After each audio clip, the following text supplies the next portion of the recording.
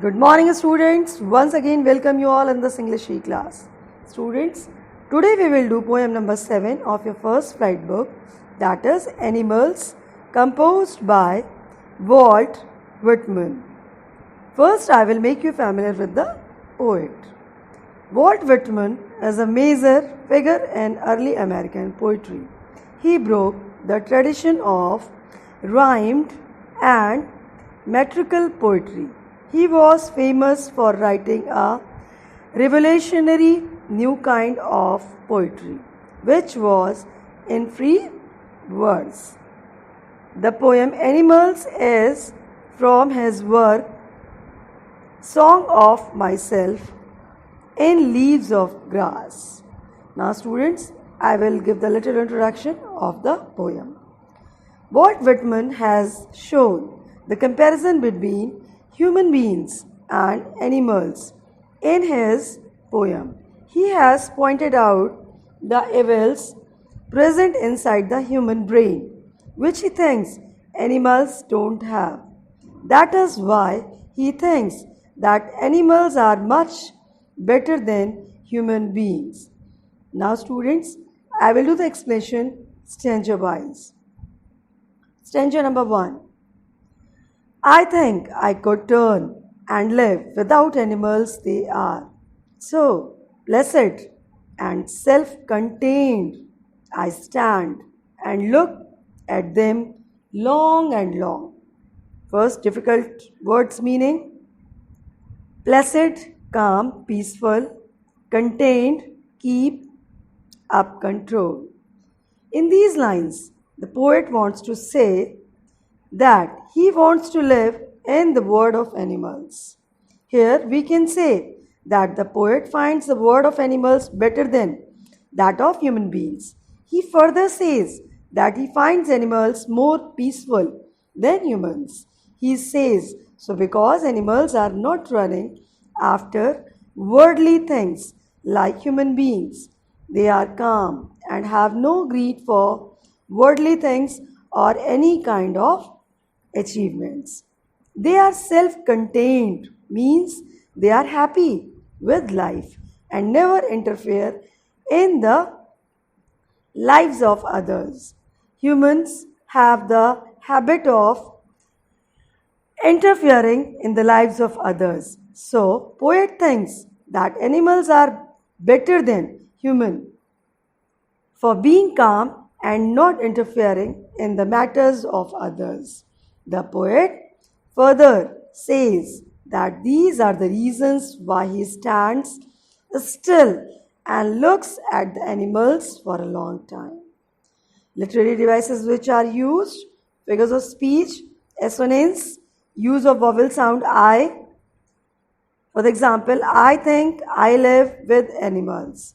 Repetition, use of the word long. Anaphora, I word used at the start of two consecutive lines. Now, next stanza. They do not sweat and whine about their condition.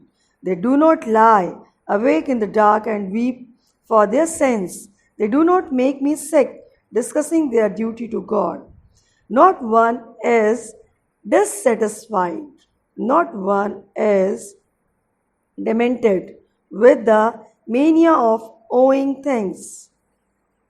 Sweat, here it means complaint. Whine means cry. Sins, wrongdoing.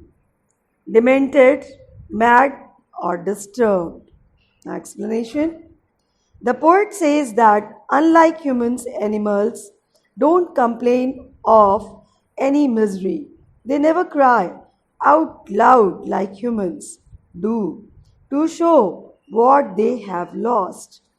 They never stay awake in the night crying in repentance for their wrongdoings.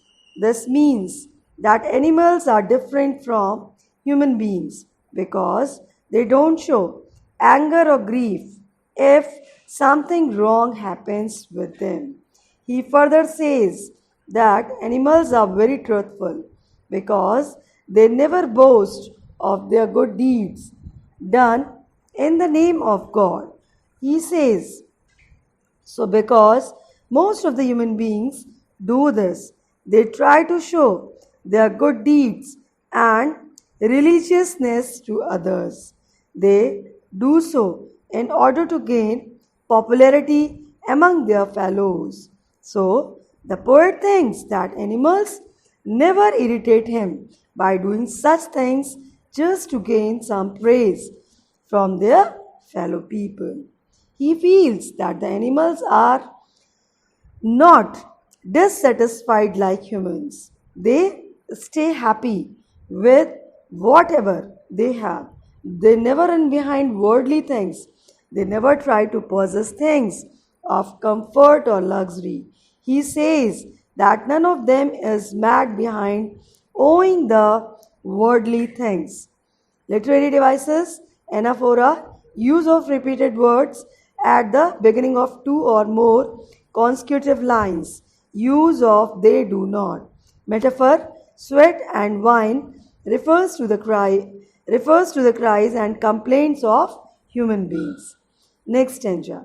Not one yields to another, not to his kind that lived thousands of years ago. Not one is respectable or unhappy over the whole earth. So they show their relations to me and I accept them. They bring me tokens of myself. They evince, they plainly in their possession. Now I'm telling the meaning. Kneels, bow down, evince, show or reveal, possession, ownership of something, tokens, here the qualities. Here the poet says that he has never seen any animal, showing his devotion to anyone by bowing down in front of the person. They never do so even for their ancestors. They do not show devotion towards God like humans do. No one among them is more respectable or important as we have in human society, in human beings. Rich people are generally given more importance and are treated with more respect as compared to the poor. But in the society of animals, they never do so. They never give more or less importance to any other animal. Everyone is in the animal world is happy. They are not like human beings who find themselves the happiest or the saddest person on earth. Further, the poet says that animals are more honest in showing their relations with other animals. Here he wants to say that animals use other animals as their food and they never try to hide this, whereas human beings show that they have nice and friendly relations with others, though the reality is opposite. The poet says that he accepts the fact that animals are true towards showing their relations with other animals. Literary devices, metaphor, the inner qualities of humans are referred to as tokens. Now, next stanza, I wonder why they get those tokens. Did I pass that why use time ago and negligently drop them? Meaning of negligently, carelessly. In these lines, poet wants to say, at last the poet introspects himself and says that from where the animals got those good qualities.